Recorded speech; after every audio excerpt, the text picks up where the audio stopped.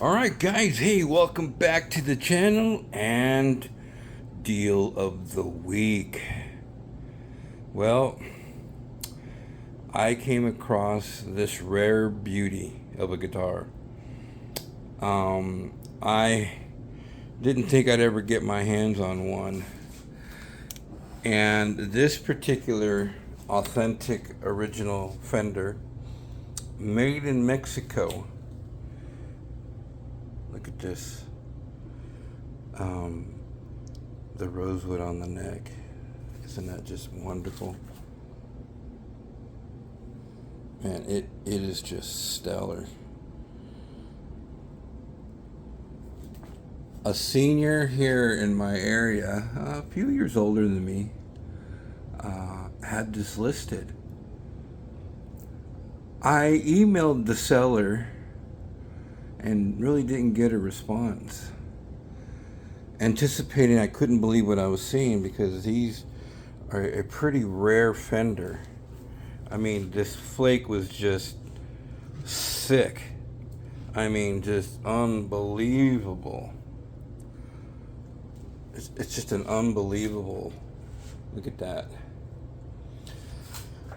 So I just been working on it a little bit right now before making this video. I added a brass block, taking out the these weren't bad either, but look at how this was.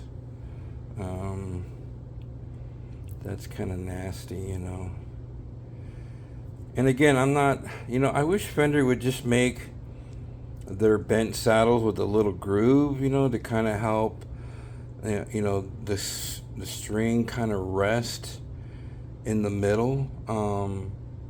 I don't know why they don't do that. I mean, even with other companies that make bent saddles, they just, go ahead and make it so that there's a little groove, maintaining that vintage style saddle, but at least there's a little groove in the center to help, that string to kind of rest in there. But anyway, look at how nasty that was. But still, this is a good part to have, for something else. And this is actually this 100% pure brass block came from Temu. Yeah. The saddles I got today, they're just some over-the-counter saddles from Guitar Center. But man, what a beautiful piece.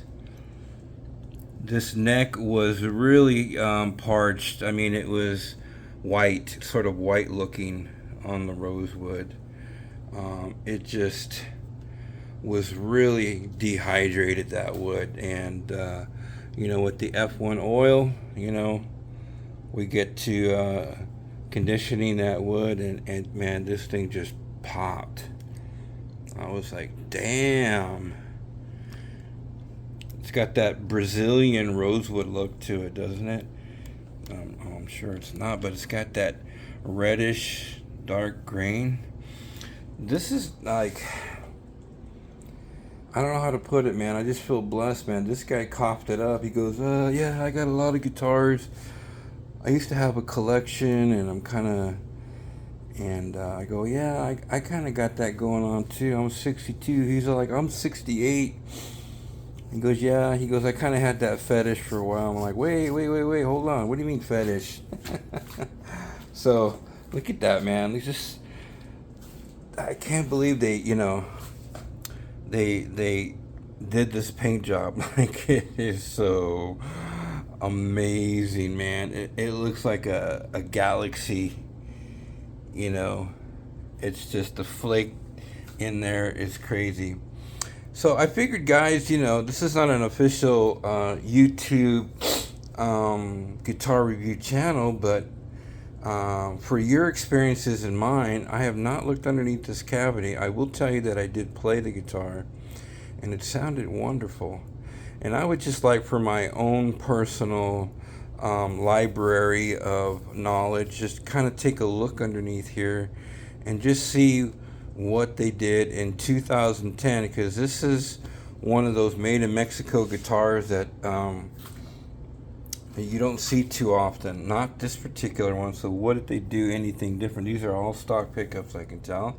Stock pick guard. I did find another pick guard, a vintage yellow, that might make this pop even more. And it is from a Fender, so it'll actually have 2 holes, I believe. And I got that on eBay. Maybe it will, maybe it won't. Maybe we just keep the black and black on there. Here's the black pick guard. You know, it's a 3-ply. But yeah, look at that, man. That is crazy. Thank you, Lord Jesus. Man, that is fucking crazy. Like, just beautiful. The neck does have a little figurine in there. Let's see if we can get a good look at that. Let's see if the light will capture anything. Yeah, you can see a little bit of a little bit of flame coming through that neck. You know, it's kind of right there. Just a little bit of flame. But yeah, it is a beautiful neck. You know, good quality neck. Here on the top side of it, a beautiful piece of maple, beautiful piece of rosewood, man. Such a beautiful guitar. I can't wait to, I'm almost done, just gotta string it up, but I want to take a look underneath this cavity. So let me push pause, guys, and then we'll take a look at the deal of the week. And I'll tell you, honestly, I got this guitar for a steal. Somebody else, not this guy, but if somebody else would have owned it, they would have asked $700 for it, easy. $700, anywhere between 6 and 7, and I didn't pay anything near that. So this is, I guess, you know, a senior helping out a senior. I don't know, but yeah, I got this for a steal. And so the story was, I emailed this guy. I didn't hear anything. I was like, fuck, you know. I guess it might have been sold already. I mean, I'm surprised that it was around. Then I looked at the ad posting, and it had been up for 4 months. So I figured, yeah, this thing's long gone. And then, you know, the other day, this guy reached out to me. He actually called me. He goes, "Hey, this is Mike. Sorry I got to your text late. I didn't even know. I didn't catch it." And I go, "What?" I go, "Really? You still got this guitar?" He's like, "Yeah, you know, I posted it 4 months ago, but nobody hit me up." You know why? Because it was on Craigslist. Sometimes on Craigslist, man, there's some hidden gems there, because not a lot of people are doing Craigslist now, you know, because, you know, they're worried about some freak coming over and murdering your whole family. I mean, so Craigslist is still, you know, very shady. But, you know, if you hook up with the right person and you find the right deal, and I have found some stellar deals on Craigslist. So I gave up on it for a while, and then I came back to it. But look what happened. Coming back to Craigslist. Fuck, dude. You know. This guitar is so badass. All right, let me push pause. So yeah, the guy reached out and goes, "Yeah, I still got it."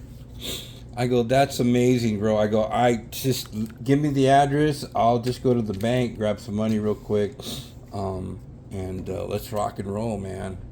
So what an amazing guitar. Can't believe it was listed 4 months ago and nobody grabbed this. Like, how do you not know what this is?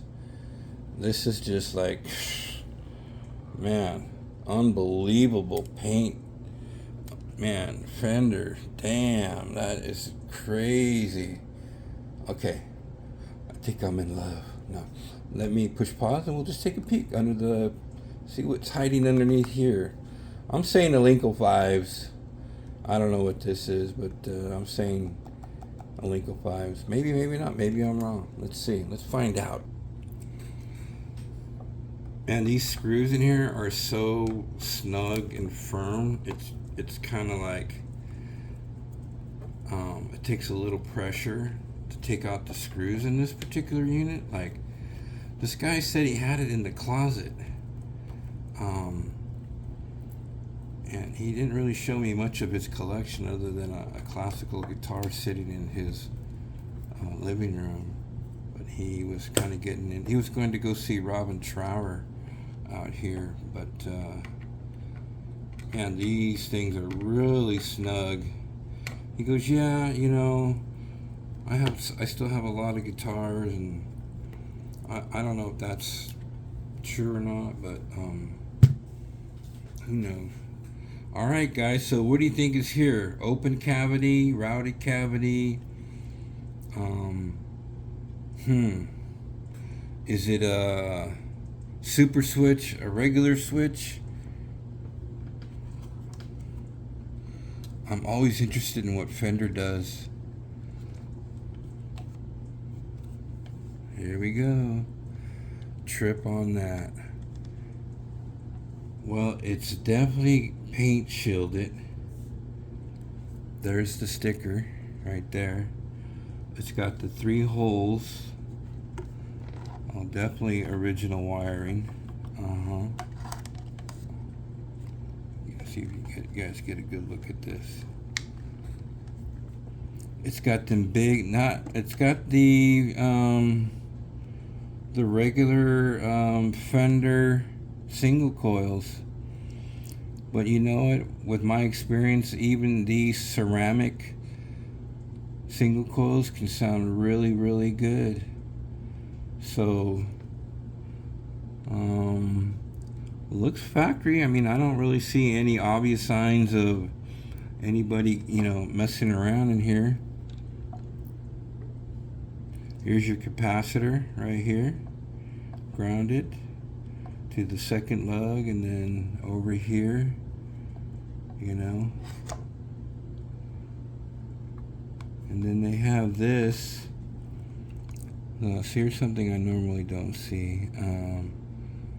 So the yellow is the middle, right? Come in here. This is your humbucker, your middle, and your neck. And then this one here going to the output lug. But then this wire right here, this one is connected with the middle pickup wire on that lug, on the second lug, rather than it being out here, which is kind of different. And then this is grounded right here, grounded. The switch is grounded to the pot. I've never seen that. I've never seen that. And you can tell it's factory because you can tell how when Fender does it, they spool over their wires. That's not from somebody else, you know. So instead of this is usually where the wire will go from this lug. It will land right here where the ground wire is. So that's pretty interesting. And then they have the black and white from the humbucker joined on the second lug, and then the green, which is hot. You know, it's always been a pain in the ass to identify which is the hot wire on a Fender pickup, because sometimes they just do so many different configurations with their pickup. Sometimes it can be a red, sometimes it could be the black, and then in this case, from the factory, it's the green. And then it's coil split here, the red and white. So here's north and south here on lug number 2. You know, so I'm glad I'm taking the video because, you know, this works in a certain way. In other words, it's going to give there's a certain output tone that doesn't follow the same path as some other ones normally do. Because I've never seen that. In the 30 years of me taking shit apart, I've never seen that, you know. And I've seen a lot of their internal parts, you know, but I have never seen that. this polishing compound. But it was definitely paint shielded before they put the sticker on. You know, you can tell because they're not gonna really go out of their way to do a lot of that. And made in Mexico. It's got the 3 holes in the body.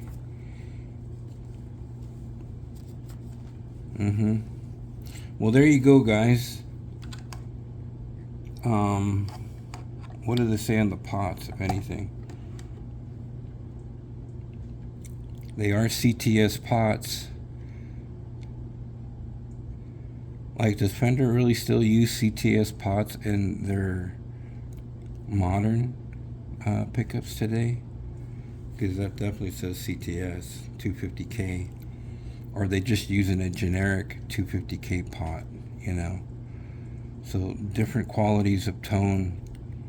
That's factory, no doubt about it. And I'm not going to mess with it because I want to keep it factory. Definitely, I want to keep it factory. So, you know, I don't want to mess with it. Like,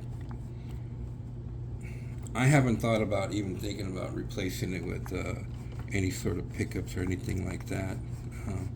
That's just kind of not what I want to do. Man, they got this polishing compound right here really thick. What the fuck? Yeah, I'm sure they really buffed out this paint. Man, this paint job's crazy. Honestly, it's amazing. I feel blessed, really, to have this guitar. So the only thing I'm probably going to upgrade, like I said, is just the pick guard. But you know, I like it when they have these ground wires that are right into the body, and that cavity is nice and big rather than it just having that real crappy single coil ones, but that are smaller in diameter. So this is yeah, this really speaks to me, man. I'm just like, shit, this is really, really nice.